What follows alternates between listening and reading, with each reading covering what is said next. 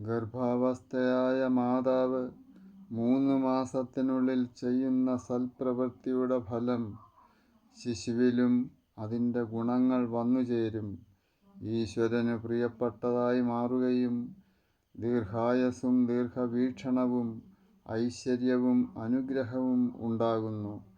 ഈശ്വരനാൽ തരുന്ന യാതൊന്നും നാം സ്വയം സൃഷ്ടിക്കുവാൻ എത്ര ശ്രമിച്ചാലും കഴിയുകയില്ല.